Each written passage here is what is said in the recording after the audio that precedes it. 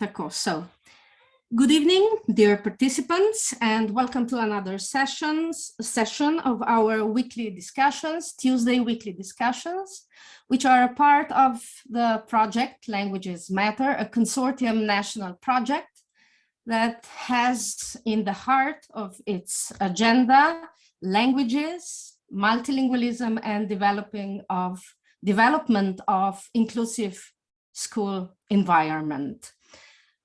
Dober dan, lepo pozdravljeni torej vsi na tedenskih pogovorih, ki potekajo v okviru projekta Jeziki štejejo, ki je konzorcijski nacionalni projekt o večjezičnosti in razvijanju večjezičnosti naklonjenih šolskih okolij.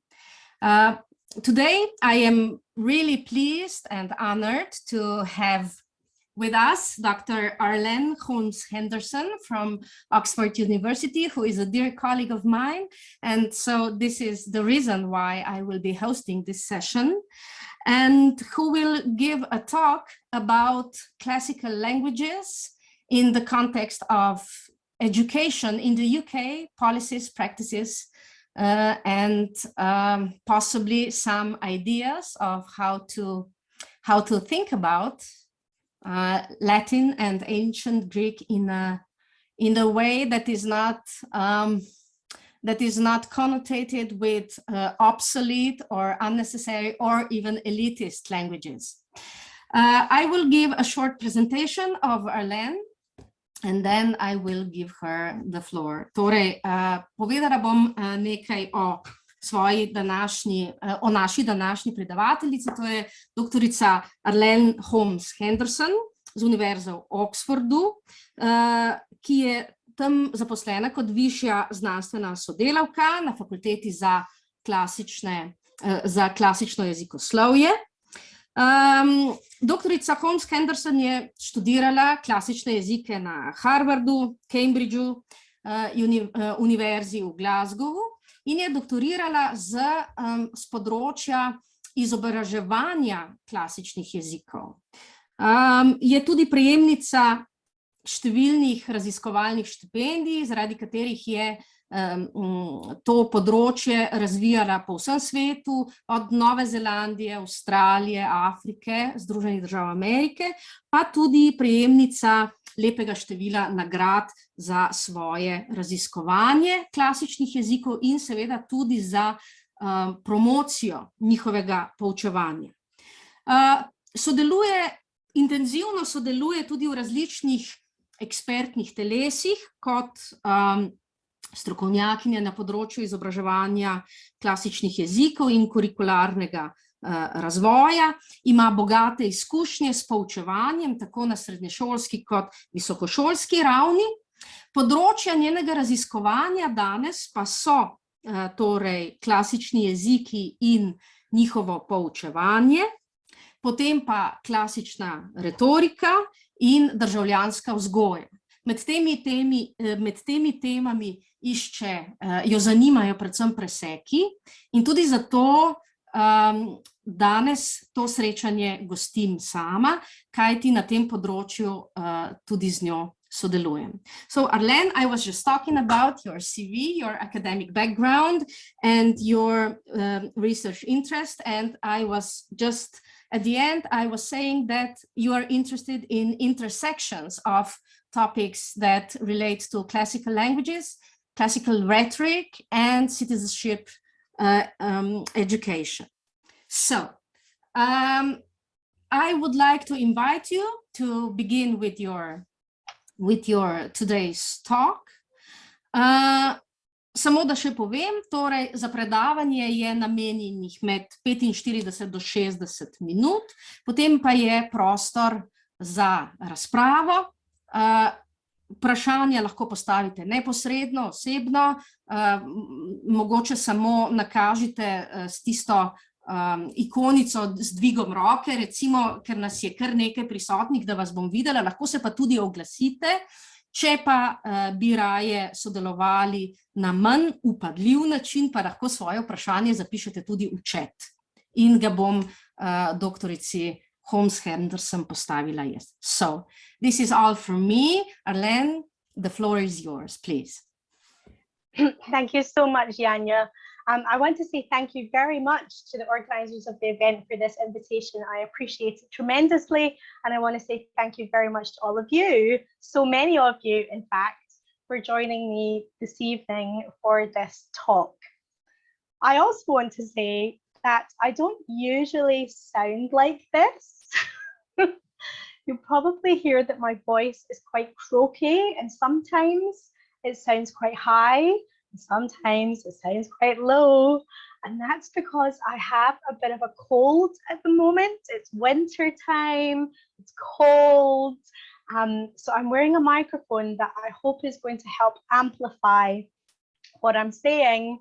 If you want to hear what I normally sound like, watch one of the other videos that's on YouTube, and you'll get a sense of my normal speaking voice. So I apologize that I'm not quite my usual sounding self this evening, but I'm going to do my very best for you. So I'm going to start by sharing my presentation. I hope that you can see this okay. Okay, so my presentation is entitled Teaching Classical Languages in the UK, an overview of research, policy and practice. But I actually don't want to start in the UK. I want to start here. Does anyone know where this is?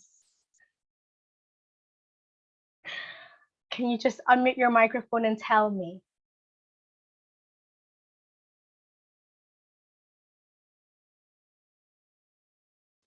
Well, it's probably Slovenia because of the flag. Okay, so we're getting that's classical. a start. Yeah, it's probably Slovenia because of the flag. This is a classical gymnasium.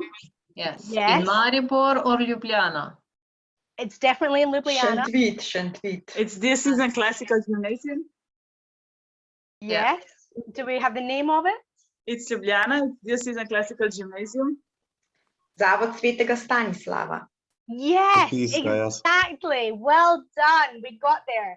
So this is, so I only know the English name, but this is St. Stanislav. I know it's a school in Ljubljana, and you might think this is a very odd place for Arlene to start this presentation. Why is she showing us a picture of St. Stanislav Gymnasium or school in Ljubljana? Well, it's because in 2009, I spent summer there. I had a lovely time in Ljubljana in 2009 on a course for classics teachers from across Europe. We came together in Ljubljana, specifically at this school, St. Stanislav, where we were learning how to teach classical courses, classical languages, but also classical subjects more generally, so classical civilization and ancient history, using innovative pedagogies. And this CERSI project was looking specifically at using digital pedagogies. So on this course, based in Ljubljana in 2009, along with colleagues who were classics teachers across Europe, we were learning how to use various IT programs to teach classics. So unfortunately for me, that was my last time in Ljubljana and in Slovenia. I think 12 years is too long ago. I want to be back in Slovenia in person sometime very soon. But I had a great time in 2009, and I learned on that course something about what classics teaching looked like in Ljubljana and in Slovenia. And I hope in the question and answer period in tonight's talk, I'm going to learn lots more. If we think now about the UK, I'm aware that our school system is quite different from your school system. So I'm going to start just by sketching some of the terms that I'm going to be using in this talk so that you understand what periods of schooling we use. Nursery is the kind of earliest school that children attend, and they go there usually when they're 3. They progress from nursery into primary school, and I'm talking mostly about England here. In England, young people are at primary school from when they're 4 up until they're 11. Now, in some parts of England, that primary school is split into infant school and junior school, but in most parts of England, it's just primary school. When they're 11, they go to secondary school. They're in secondary school from 11 to 16, and then from 16 to 18, they're in what is called sixth form. Some secondary schools have a sixth form as part of the secondary school. Other secondary schools finish age 16, and students have to go to a separate sixth form college. At 18, students in England have the option of continuing into higher education. They can go to university if they want, but they don't have to. They can choose an alternative pathway into vocational education, or they can get a job. So I will be talking about primary school, I will be talking about secondary school, and I may also be talking about sixth form. Most of our data to understand how many people are studying Latin and Greek in the UK, specifically in England, come from numbers of people sitting exams in these subjects. And the names of the exams that I'll be talking about in this talk are A-level and GCSE. Now, these are England specific. A-level stands for advanced level, and it's a subject-based public examination taken by students who are usually 17 to 19. The most common age that young people are when they sit A-level is 18 in England. And it's often the grade that is needed to get into university. GCSE stands for General Certificate of Secondary Education, and that's also a subject-based qualification that's usually sat by students aged 14 to 16, usually 16, also in England. And these qualifications are available in Latin, classical Greek, classical civilization, and ancient history. So when we're measuring who has access to these subjects in England, most of our data comes from the number of candidates sitting these qualifications. So here's a map of the United Kingdom and Ireland, and these dropped pins show the schools, the centres that presented candidates for A-level Latin, or the equivalent in Scotland, in 2019. So every single one of these is a school or a college or a sixth form college that had at least one candidate. They might have had 5 candidates, they might have had 10 candidates, but all of these are places where it was possible to study A-level Latin. Now, I don't know what you think when you look at this. Do you think, wow, loads of places? Latin is very accessible. Do you think, oh dear, it's not possible to study A-level Latin in Northern Ireland or Wales? That's not strictly true. The data is not available for Northern Ireland and Wales. So there are a few centres, but they're just not marked on the map. Maybe when you look at this, you think, there are definitely some gaps. There are large parts of Scotland where there's no Latin available, and there are definitely some gaps in England. The reality is that A-level Latin was available to around 2% of the A-level population in 2019. So these dropped pins are not entirely encouraging. Looking at Greek, well, there are a lot fewer of these for Greek than there were for Latin. You'll see there are many more gaps here than there were for Latin. It's absolutely true to say that Greek is a much less accessible qualification than Latin, simply because fewer schools teach it. in terms of numbers of candidates sitting these qualifications, about 1,000 candidates sit A-level Latin, fewer than 200 candidates sit A-level Greek across all of England. So the percentage of candidates who have access to A-level Greek is far below 1%. Classical civilization, here we have lots and lots and lots of dropped pins. It is significantly more accessible than both Latin and Greek because the numbers sitting the qualification are much higher, somewhere in excess of 3,500 candidates sat A-level classical civilization in 2019. Ancient history is also available, but far fewer candidates. So only about 650 candidates sat ancient history in 2019.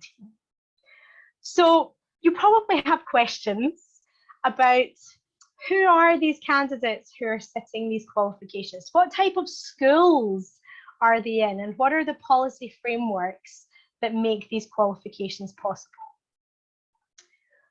Well, we definitely have a geographical gap in terms of access to classical subjects in England. Young people who attend schools in London and the South East have much more chance of being able to study Latin, Greek, and non-linguistic classics than students in other parts of the country, as you'll see on this graph. Students in the East Midlands, so kind of middle part of England in the east, or Lancashire and West Yorkshire, or the north of England, they have, as you'll see, much less chance of being able to access these subjects in their schools, simply because their school curriculum doesn't offer classical subjects. They would have to travel a much further distance to be able to choose these options. So which schools make these subjects available? If we think about Latin first, I've split the schools into 3 school types. Blue here represents independent schools. So what I mean by independent schools is schools where parents or guardians have to pay for their children to be educated. This is a choice. There's no need to pay for education in England. The state makes education available to everybody free of charge, but parents can choose to pay if they so wish. 76% of the candidates who sat A-level Latin in 2019 were at independent fee-paying schools. 12% were at state schools which selected candidates. And selective schools can mean selective on ability. So that means these might be sixth form colleges where age 16 students have to get certain grades in their GCSE exams to be allowed to attend that school for A-levels. It might be selected by faith. So students have to belong to a particular faith to be able to go to that sixth form college. So 12% came from those selective schools, and then 12% came from non-selective state maintained schools. And thinking about the schools in England generally, the vast majority of schools in England are non-selective state schools. So the fact that only 12% of A-level Latin was sat in non-selective state maintained schools shows that A-level Latin is a qualification which is not really representative of the UK student population. Speaking about not really being representative of the UK student population, A-level Greek is even more of an anomaly in this regard. So 92% of the students who sat A-level Greek in 2019 came from independent schools. 5% came from selective state schools, and so only 3% of those fewer than 200 candidates came from non-selective state schools. If you're looking for actual school numbers here, there are only 8 schools in all of England which are non-fee-paying schools which teach A-level ancient Greek. The picture is very different for non-linguistic classics. So you'll see this pie chart looks completely different from A-level Greek. There's a tradition in the UK that young people have access to the study of the Greeks and Romans and the ancient world more broadly defined. So classical civilization also includes the study of the Persians, for example, in English. Okay, so A-level classical civilization doesn't involve studying any Latin or any Greek. This qualification is in English, but it involves studying Greek and Roman history, Greek and Roman social and daily life, but all of it is done in English. This qualification is majority non-selective state schools, 51%. 16% is in selective state schools, and 33% was done in independent schools. Perhaps the most democratic of all qualifications, although we have to remember that the cohort size here is smaller, is A-level ancient history. Sorry, I've just something's come up on my screen. Oh no.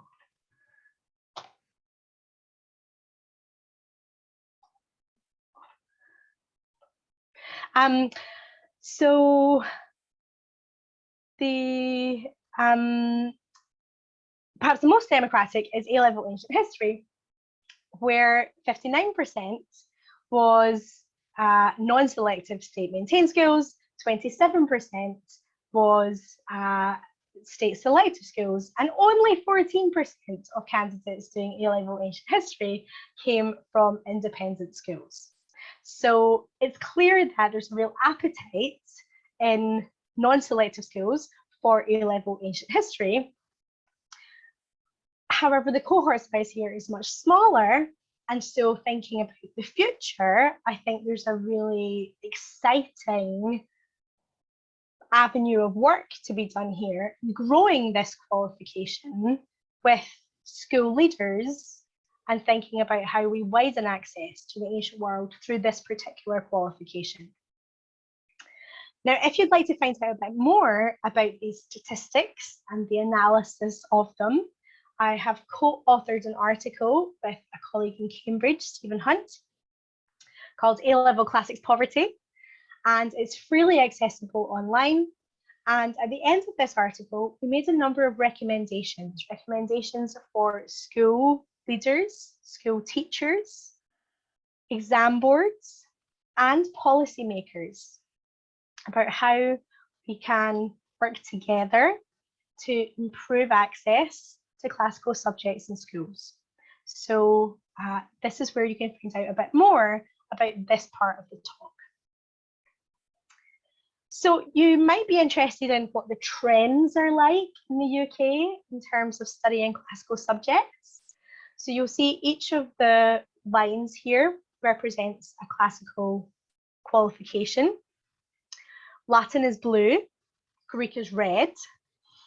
You'll see they're fairly stable, a slight decline. This is A levels. This is the qualification that young people sit when they're approximately 18 before they leave school. The one which has declined the most is classical civilization, and that's probably as a result of some policy reforms which were made, which reduced the number of A levels that young people sat from 4 in the first year of the A level cycle to 3, moved from being modular to linear, and classical civilization really missed out because of that change. So some work has been done, and I'll tell you a bit about it, to bring classical civilization back. At GCSE, so this is the qualification that young people sit age 16, it's Latin, which is on the decline. Greek is green, and you'll see there's been a bit of an increase in Greek and then a little bit of a decrease in Greek, but it's, you know, moderately stable. Latin had a big increase and then sadly a big decrease. So looking at these trends, we realized that it was time to take some definitive action, because we wanted classical subjects not only to survive in schools, but to thrive in schools. And so I'm going to tell you about some projects that I've been involved with, which have had some success. So one is Classics and Communities, and one is Advocating Classics Education. So Classics and Communities is a project which was set up in 2014. It was based in Oxford, but was a partnership between Oxford, Cambridge, and a charity called the Iris Project. And it started in 2014 in response to a policy change initiated by the English government. In 2014, the Department for Education designated Latin and Greek as languages suitable for study for young people in primary schools. So for children aged 6 to 11, the Department for Education, for the first time, oh dear, what's happened to my screen? Oh dear, come back, screen. Oh no. Screen, come back. Let me just go and get some help.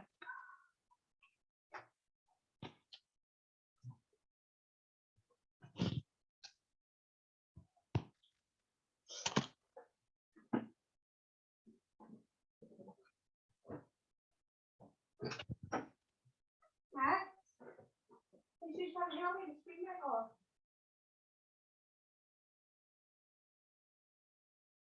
Thinking of saying about save energy for running, and then I think I'm going to take it off and then change the photo.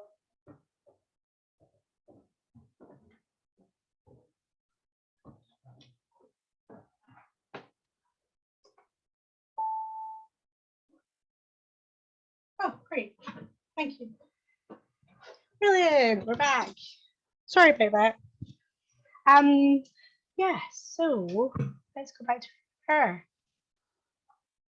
Yeah, so the Department for Education said that young people aged 6 to 11 could officially study Latin and Greek as part of their primary school languages curriculum. So this was great news for ancient languages. Oh no, because this was the first time that ancient languages were given parity with modern languages.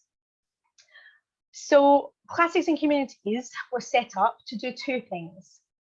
First of all, we realized that with this policy support, we had a real opportunity to advocate for Latin and Greek as languages that could be taught in classrooms across the country. But we also realized that there was a whole generation of primary school teachers who themselves had not received any teaching in Latin or Greek. So we had policy support, but in practice, not really any opportunity to put that policy into reality.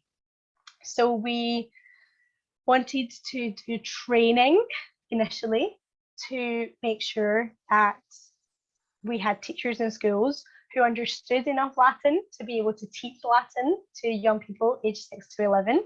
So there was a training arm of the project.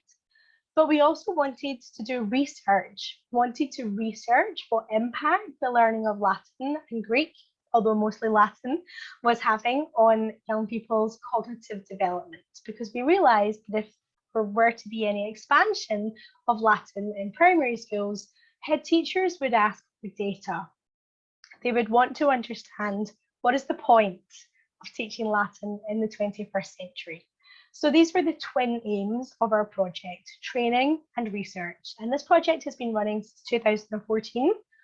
And in 2018, we published this book, Forward from Classics, documenting both the journey of the Classics and Communities project, but also showcasing a range of innovative pedagogies from our friends and colleagues around the UK, but also internationally.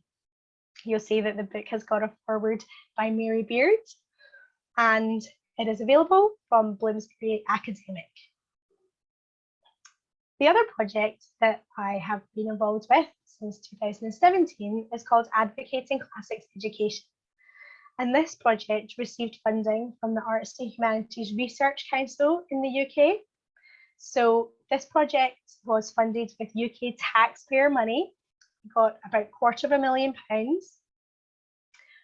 And this project sought to widen access to the study of classical civilization and ancient history in state-maintained schools.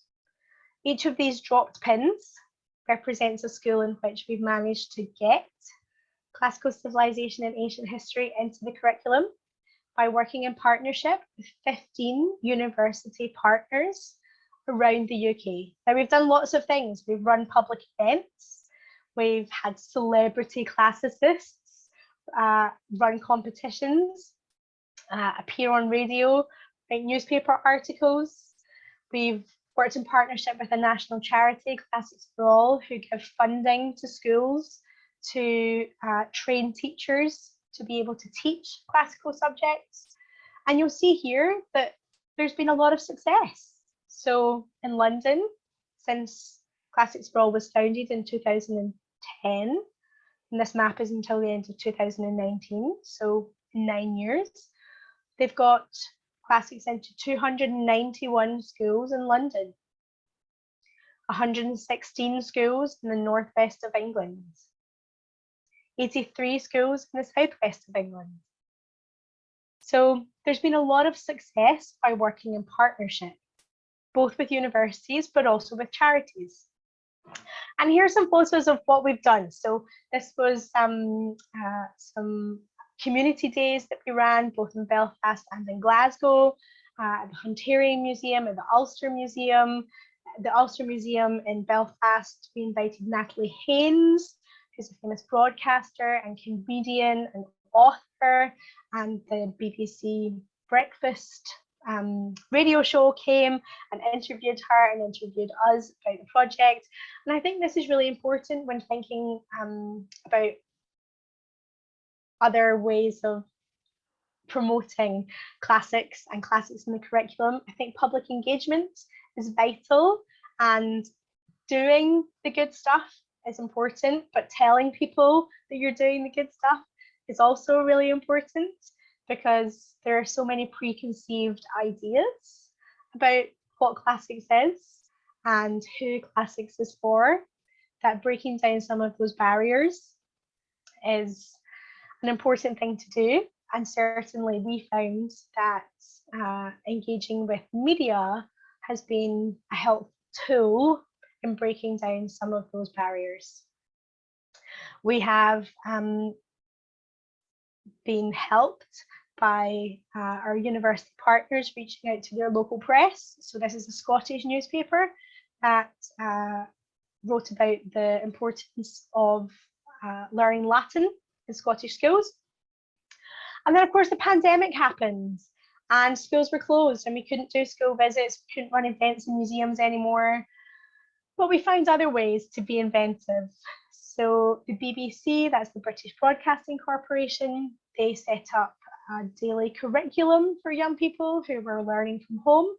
And in my role as outreach officer for the Classical Association, I was given the opportunity to create some classics content for young people learning from home. So whereas previously it was only those centres that I showed you on the maps where young people had access to classics, now all those young people who were learning from home suddenly through BBC Bite Size had the opportunity to learn some classics. The Classical Association, as the National Subject Association for Classics during the pandemic, also collated a resource collection of online resources for teachers of classics, but also for homeschoolers who wanted to access some classics for their homeschool curriculum. And this has been a valuable tool and a great way of profile raising all of the incredible stuff which is out there online, but which has also been quality assured by classicists on the Classical Association Teaching Board. Again, a great example of collaboration and members of the academic and teaching community working together. I am principal investigator on, again, an Arts and Humanities Research Council funded project called Improving Access to Classical Studies in Museums and Schools. And I think this is a really good way of showcasing the importance of our colleagues in museums and galleries and exam boards.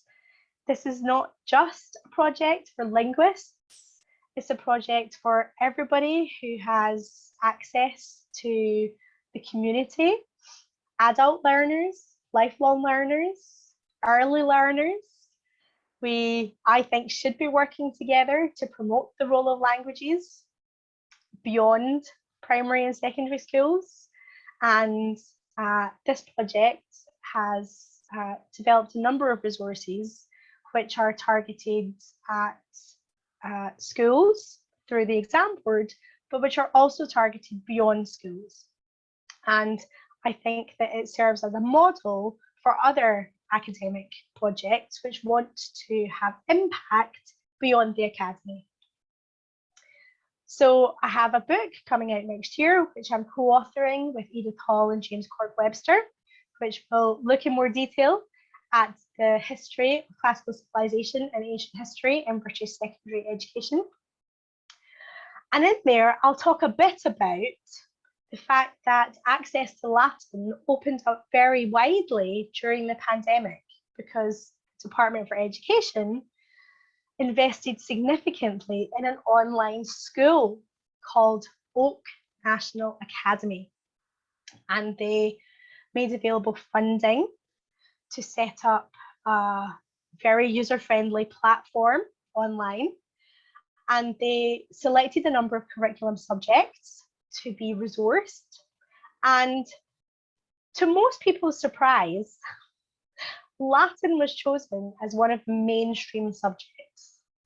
And so the appearance of Latin on the Oak National Academy website means again that Latin has had its status reviewed somewhat, and that those young people who previously didn't have a Latin teacher now do have a Latin teacher via Oak National Academy, because every single lesson has a video element and every single lesson has resources and worksheets and materials and self-check answers. And so I think we are seeing in the UK an opening up of Latin and a change in its profile, currency and status within the curriculum. And I do think the pandemic has played a part in this. So moving now to think about policy, between October 2020 and July 2021, I held a research and public policy partnership with the Department for Education. And I was sharing with the department the research which I have conducted into the impact that learning ancient languages has on children's cognitive development. And I was also, as part of this, collaborating with colleagues in the modern languages communities, because the British Academy launched in 2020 a national languages strategy, which sought to move away from this terminology of modern languages and ancient languages, and instead think just about languages. So it's called Towards a National Languages Strategy.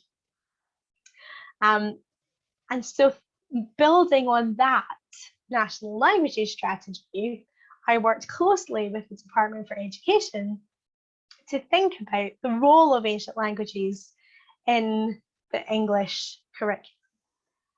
And it was very satisfying that on the 31st of July, the final day of that research and public policy partnership, that the Department for Education announced via a press release a significant investment of £4 million in the Latin Excellence Programme.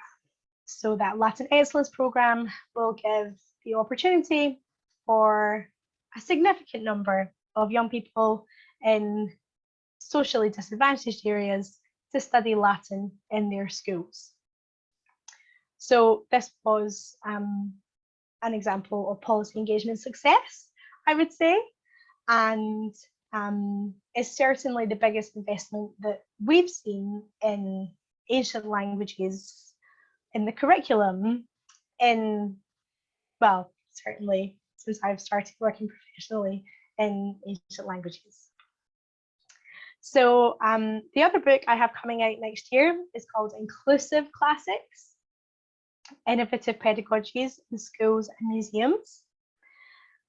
And this book will seek to change the narrative about what classics is and who classics is for. In the UK, we struggle a little bit with public perception about classics. There's a lot of baggage attached to classics. Classical subjects are seen as being elite, both for the intellectual elite and the financial elite. And this book will showcase a number of examples which challenge that narrative. So I want to end by sharing with you some Twitter handles. So the first one is my own Twitter handle, and a lot of the things that I've talked about this evening, you'll be able to find on my Twitter feed. There are lots of links to further documents and more information on my Twitter feed. And then at @Class7Ankhist is the Twitter handle of the ACE project, that's Advocating Classics Education. And then the third one, at @Classics&Com, is the Twitter handle of the Classics and Communities project.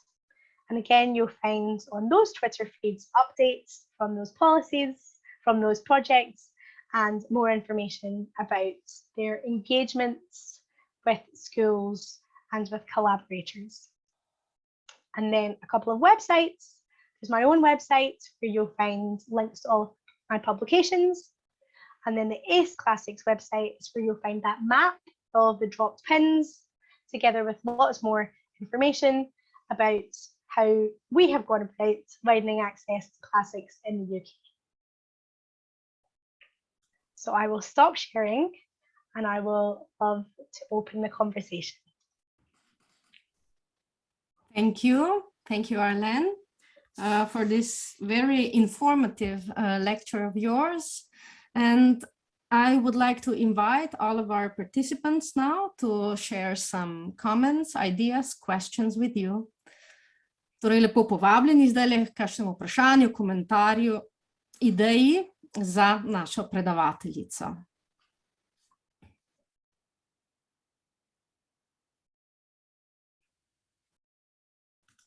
Lahko zapišete tudi v chat, lahko se pa tudi kar oglasite.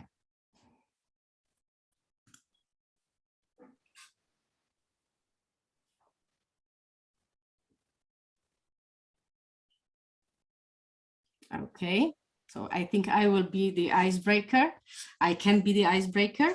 So the last part of your talk was the idea of inclusive classics and the connection with the connection that you want to emphasize for languages, so not modern, classical, old, and stuff like that, regarding this national language strategy.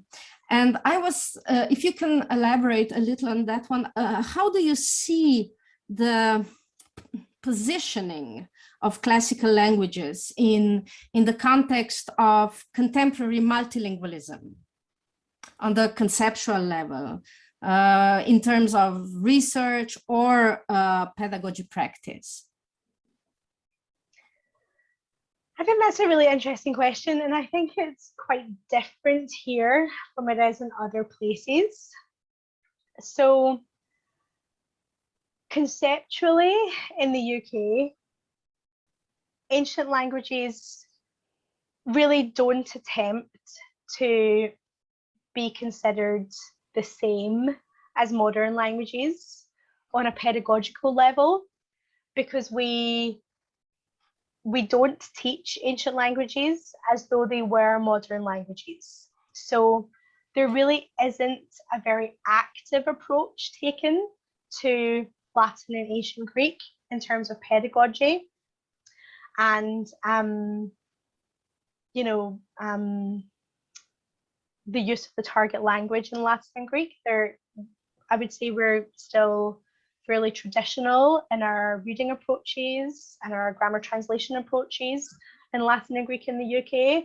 I think we watch with interest what's happening in the US, and Steve Hunton-Meyer-Lloyd's book on communicative approaches to ancient languages, which was published this year, contains lots of very interesting articles. But the teacher training courses for people who are becoming classics teachers in the UK include perhaps an afternoon, maximum a day, on using Latin and Greek as spoken languages. We simply do not attempt to compete with modern languages in terms of speaking and listening. And this is absolutely reflected in policy. So when it comes to the Key Stage 2, so the primary languages policy document, modern languages have to do reading and writing and speaking and listening, whereas ancient languages only have to do reading and writing. Speaking and listening is optional.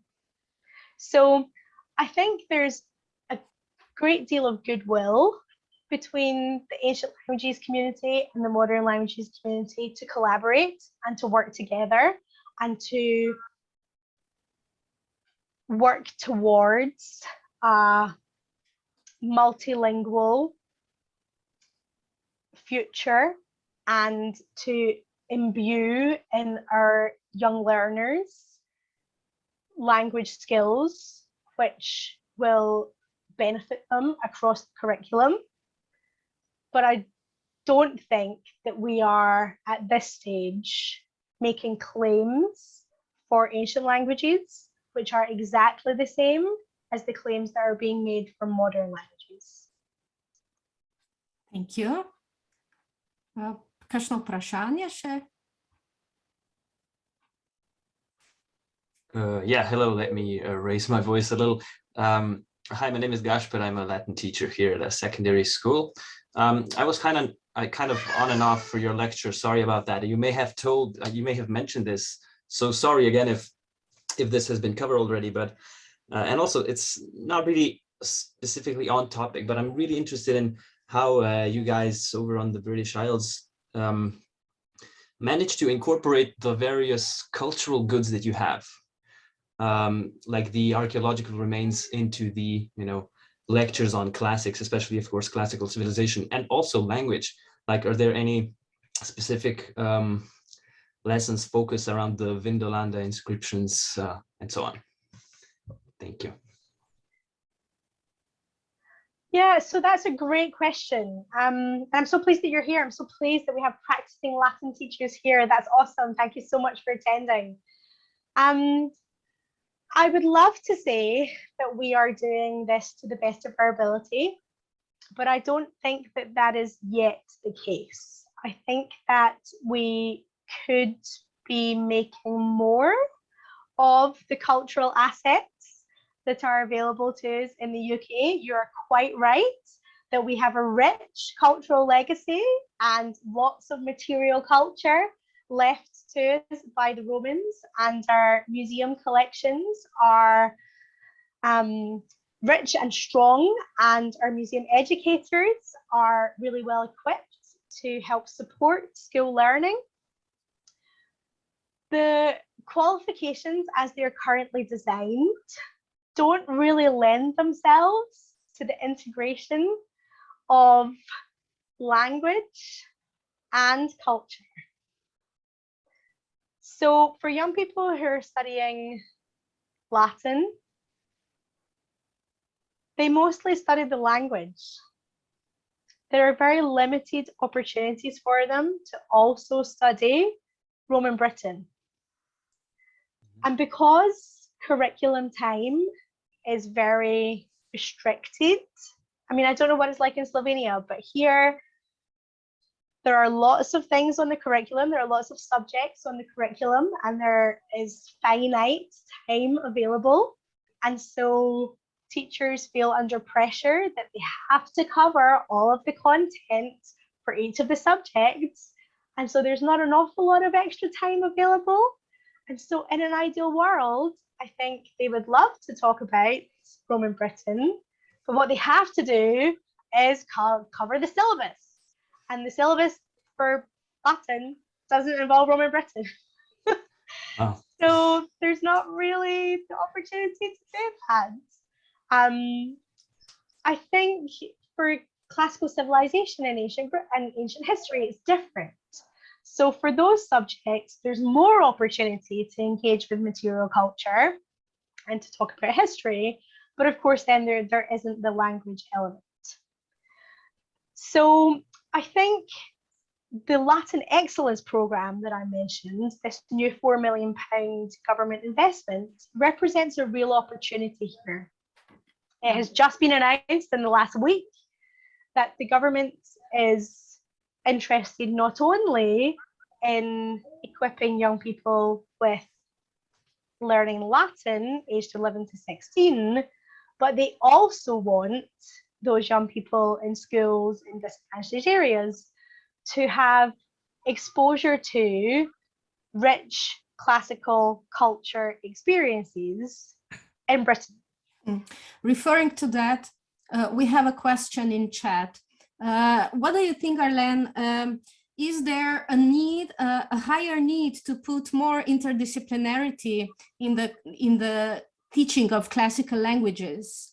One of our participants wants to know, do we need to put even more input in presenting interdisciplinarity of classical languages in the classroom, or do we need to tend to put more pure teaching of only classical themes? So what is your position on that? Yeah, that's a really interesting question. And again, that's one which we're asking ourselves here. So just today, in fact, the Classical Association, which is the National Subject Association for Classics in the UK, and Classics for All, the national charity that I mentioned, have lodged a survey asking teachers of classics in high schools what they think on this question, among other questions. Because the way that the languages are taught currently is influenced almost entirely by what is on the exam. So what young people have to prove that they know and can do aged 16 and aged 18 is what teachers choose to focus their time in class doing.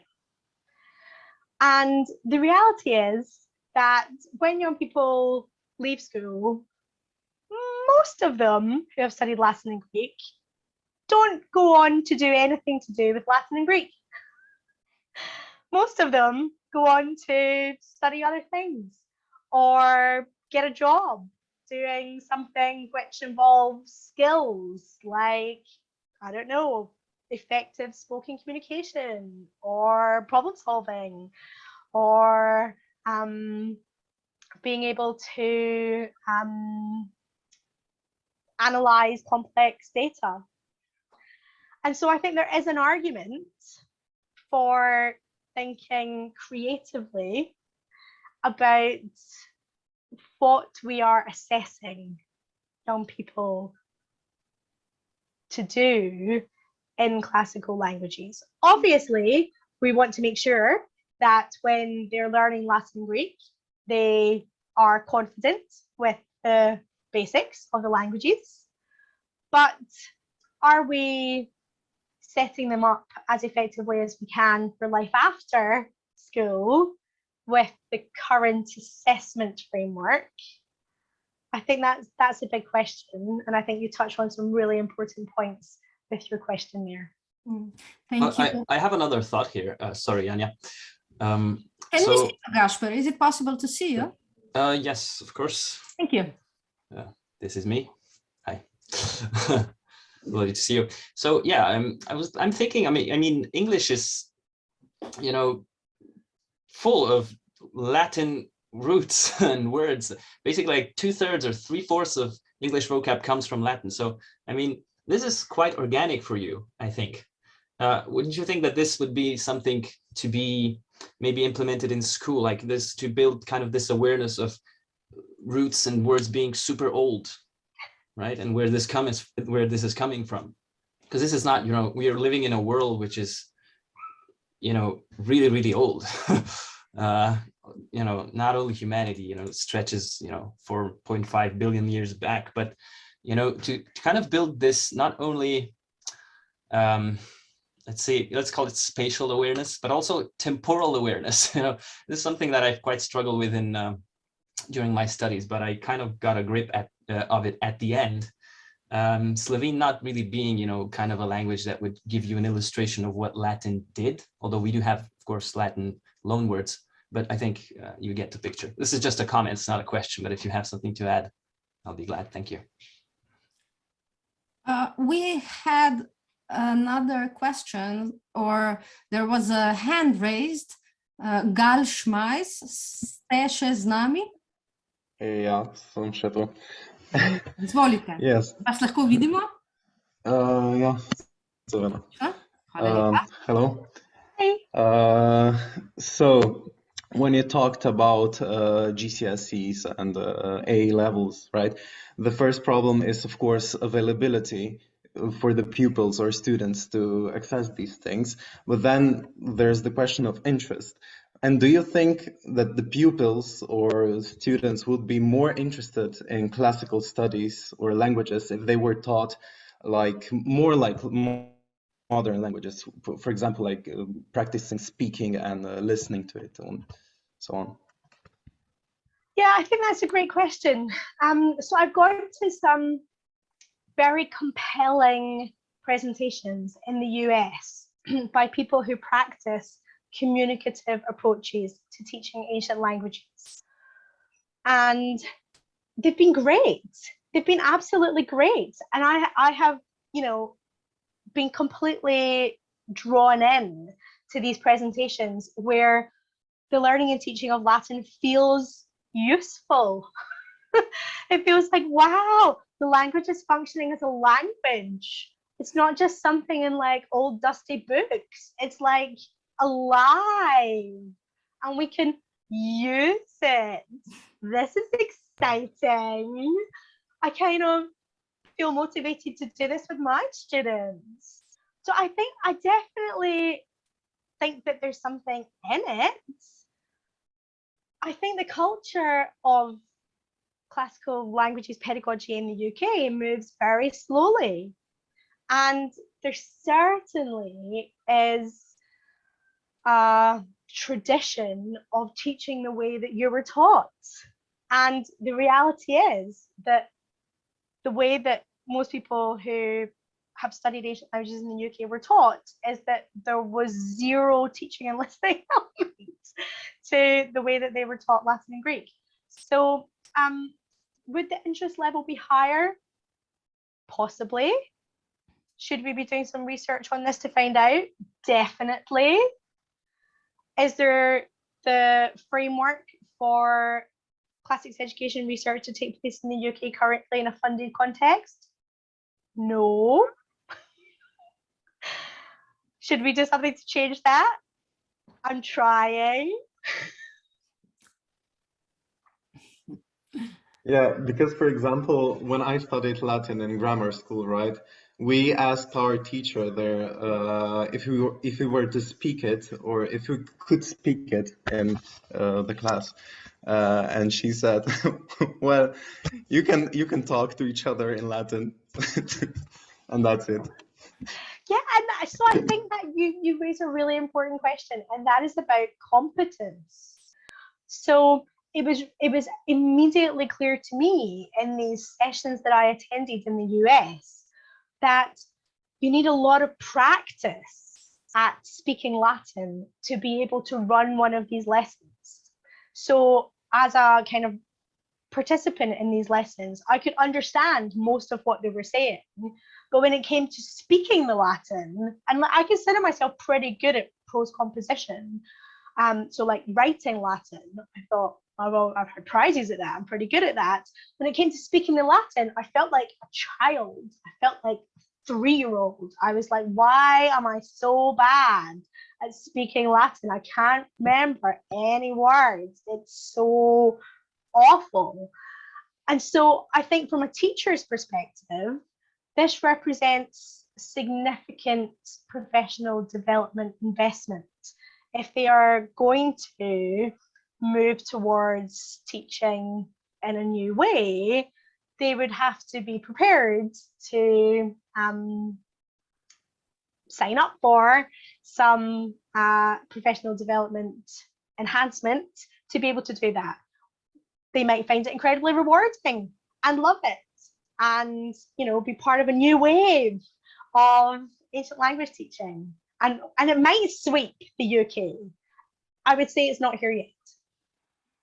Okay, thank you. So we will slowly end this session of ours today, maybe in 10 minutes. If there is another question for Arlene. I can just come back to Casper's. So he mentioned about the kind of global awareness. So definitely, in terms of root words and etymology and derivations, that is something which formed quite a compelling argument. As part of my research, we have been looking at the work. So, sorry, let me start again. As part of the research with the Classics Communities project, we had a number of research questions with children aged 6 to 11. And one of the research questions was, what impact does learning Latin and Greek have on children's functional literacy? And so part of that looked at the extent to which learning Latin improved their understanding of English vocabulary. And I won't publish it until next year, but here's a spoiler, quite a lot, positive. And another research question was, to what extent did the learning of Latin and Greek impact children's global awareness? Because global awareness is a term which features fairly significantly in educational policy documents in England. So you might say, what is global awareness? Well, it's a term which isn't really defined very clearly anywhere, but I would say that global awareness is enhanced by the study of Latin and Greek, and the pupils aged 6 to 11 said a number of things which I think demonstrate this. So certainly your point about chronological awareness came through. So young people, even 6 or 7-year-olds would say, I didn't really know very much about the Romans, but now I understand that they existed between the Egyptians and me. So I think that's global awareness. When they look at maps, they, as part of their study of history in Key Stage 2 at primary school, they have to understand, they look at continents, and then within continents, they look at countries.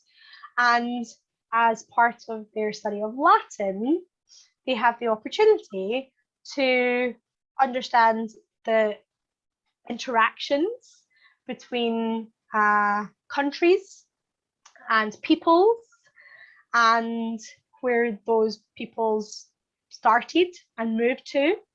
And certainly some of the comments that have come through in the research imply that the Romans have contributed to young people's understanding of global awareness, and they can trace on a map where the Romans started, but where the empire grew to.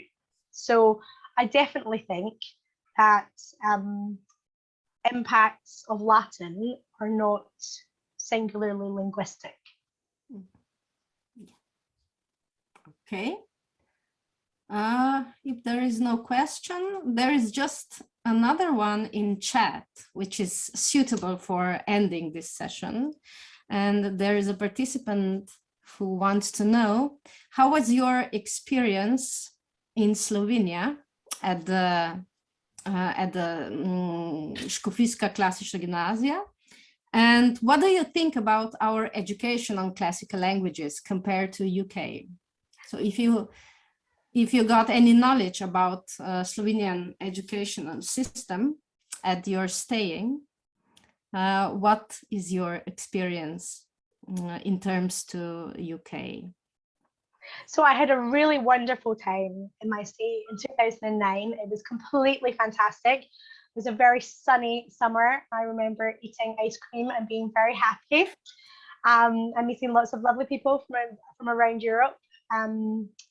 Who doesn't want to hang out with other classics teachers for summer? It was awesome. And in terms of what I thought about Slovenian classical education, I remember thinking that there was a lot of focus on grammar. Mm-hmm. I remember thinking that the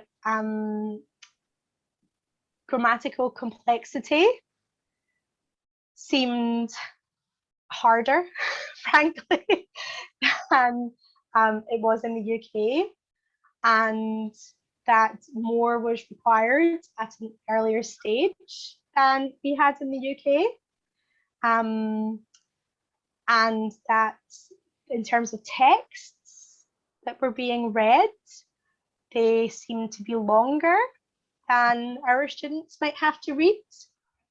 But in conversations with Slovenian teachers, it sounded like our students perhaps had to do more analysis and critical commentary on text than your students did. But this was a long time ago, and I'm not sure whether our curriculum has changed since then or your curriculum has changed since then.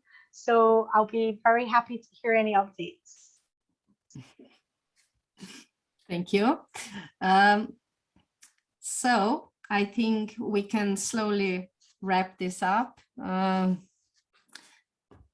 it was an honor and a pleasure having you in our company this afternoon. I hope to see you again in a physical manner, because we were planning to have you in Slovenia by that time. I hope your cold gets better sooner or later. And thank you again for a lovely lecture. Hvala lepa vsem, da ste se udeležili teh torkovih pogovorov, ki so bili posvečeni torej klasičnim jezikom in seveda zelo specifičnemu okolju Velike Britanije, kjer ima tradicija pouka klasičnih jezikov nekoliko drugačna, kot smo lahko danes videli. Hvala lepa vsem in lahko noč.